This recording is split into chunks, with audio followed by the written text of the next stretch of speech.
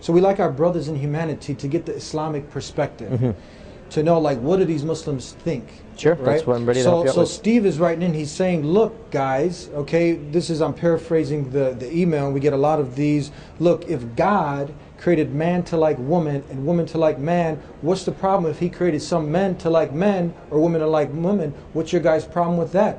Why are you guys so, against this? Yeah, this is obviously, as you said, it's a very, these days it's a very sensitive topic, and it is difficult to speak out against what we consider to be certain immoral actions, because frankly, if we criticize homosexuality, some people equate this with blatant racism, that criticizing homosexuality is deemed to be pretty much the same these days as criticizing somebody for the color of their skin, and they think that this is something beyond their control. And our perspective, and the perspective of pretty much, well, all of the Abrahamic faiths once upon a time, in the last 20 years that's been changing in Christianity and Judaism, but still many Christian movements and many Jewish movements and mainstream Muslims by and large, they still follow these commandments that they believe were given by their Creator, by Allah, by God. And of those commandments is that our Lord has told us that sexuality is, now this is our position, sexuality is an innate desire that's legitimate, that is permitted, that is completely allowed to enjoy within the confines of marriage, right? We don't view sex and sexuality as being something inherently negative or evil. There were some Christian theologians, such as St. Augustine and others, they actually viewed the sexual urge as being inherently evil even within marriage. And they said that there should be minimal pleasure even within marriage, that the only reason you should procreate is for children. But in our religion, we have a very different perspective. We believe that our Lord gave us the internal desire to eat and drink and procreate, right? And every one of these desires can be manifested in a permissible manner, and it can be manifested in an impermissible manner, right? So it's good for us to eat, but our religion tells us certain foods are harmful to us. It's good for us to drink. Our religion tells us that alcohol is harmful to us, we should avoid it. Go ahead and drink natural juices, drink so many beautiful things that God has created, even drink concoctions we have made up, right? As long as they're not harmful to us. Similarly, when it comes to sex and sexuality, our Lord has encouraged us, our Prophet Muhammad has encouraged us to get married. And He has encouraged us to live joyful lives. And that means, and I will be very explicit here, He wanted us to have good, healthy sexual lives within marriage. Our religion is very explicit about this point. The Quran tells us that our Lord has created us from male and female, and He has made for us spouses from the opposite gender, so that we may live in peace and in harmony and find love and comfort in them. And so the man finds comfort and love in the woman, and the woman finds comfort and love in her husband. And within the confines of marriage, that is a beautiful, that is a part and parcel of human society. When the family is safe and sound, society is safe and sound. We firmly believe the family is the building block of society. Therefore, anything that harms the family, it harms society. And that is why our religion tells us that divorce is something that really should be avoided as much as possible. We don't want to break families up, unless sometimes it happens they really have to hand over a divorce. Well then, okay, that's inevitable. But the basic rule is that couples should be married to each other for as long as possible, till they die. And families should find peace and happiness within each other, because when they are happy, society will be happy. So our religion says extramarital affairs are not allowed, that a husband cannot just go sleeping around with other women, and that's a very major crime in our religion, right? Now, similarly, our religion also says that finding sexual pleasures within the same gender is something that is an unnatural manifestation of a natural urge. The urge is natural. What is the urge? Sex and sexuality. That's natural, right? Our religion says, limit that sex and sexuality to that which is conducive to yourself and to society at large, and that is marriage. Suppose somebody says, but it's not my fault. I don't find pleasure in women. My pleasure, he's a man, he says, my pleasure is in the same gender. Suppose somebody says that. And he says, God created me this way.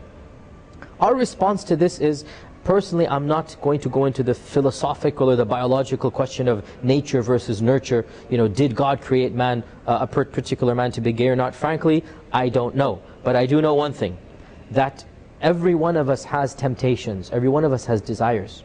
Every one of us has temptations and desires that sometimes are harmful to us. Our religion tells us one of the jobs of our faith is to protect us from those desires and temptations that will harm us. So bottom line, let me give you an example here. So I'm a man, and I have no qualms admitting in public and on TV that as a man I'm attracted to beautiful women. This is part and parcel of being a man, and I think I would be safe in saying that the large percentage of my fellow men would agree with me that a beautiful woman is a something that basically does not allow you to concentrate. You have so we to raise our hand to that. Yes, we all. This is something that it's human nature. That frankly, it is ingrained in us. If somebody were to say God created us this way, there's an element of truth. Yeah, okay. Now, does that justify me lusting after every single beautiful woman on earth? Does that justify me saying, you know what, I can't help it, I find every single beautiful woman attractive, let me just ignore my wife and the rights of my wife, and let me go after this lady and that lady and that lady? Would anybody agree to such type of logic? Another person will say, these are called kleptomaniacs, they have the urge to steal, right? Another person will say, look, I have plenty of money, but when I'm just walking in the store and I can find something to stuff in my pocket, there's just this urge inside of me, I can't help it. I just want to take it and steal. What if he says this to the court of law and the judge says, well, okay, God created you to be a kleptomaniac, go ahead. What if a mass murderer says, I can't help it, these urges come in me and I just want to kill people? Now, I'm not equating murder with homosexuality, but I'm saying, what if somebody says, this is an urge in me, I can't help it? No, you can help it.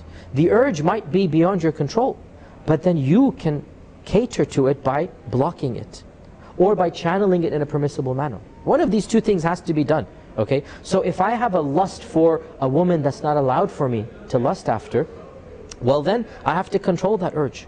And I have to find happiness within the confines of marriage. And that's what our religion tells us to do. Similarly, if a man lusts after another man, he has one of two options. Either he, and there are people, and I have met many Muslims like this, so nobody can tell me this is not true, because I have met people like this. Either he does try to minimize this urge and find happiness in women, and this is possible, and it has happened. Or if he really finds it impossible, well then the only alternative for him is to live a celibate life. Nobody's forcing a woman on him. Nobody's forcing him to get married. It's not obligatory in our religion.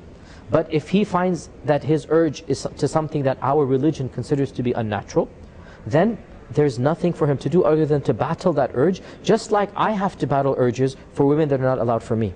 Just like the kleptomaniac has to battle urges for, just like the alcoholic, when he passes by some alcohol and his doctors have told him, or if he's a Muslim, his faith has now renewed. He remembers how beautiful that wine was. He remembers how sweet that taste was, right? Just like a drug addict. Just because he has the urge, it does not justify manifesting that urge. Now, having said that, it's a very important point to make here. Being a homosexual does not disqualify you from being a Muslim. I'm being very explicit here. Just like drinking does not disqualify you from being a Muslim. Just like taking drugs, you can be a Muslim and take drugs. You can be a Muslim and be a homosexual. But we will tell this person what you're doing is immoral according to the teachings of our faith. And Christianity and Judaism. And well, that is mainstream interpretations. You know that even within Christianity, a lot of differences are happening. But yes, many conservative Christians, Orthodox Jews, yes, they also feel the exact same way. Let's hold right there. We have to go to break, and we'll be right back to continue here with Sheikh Yasir Qadhi on the Deen Show.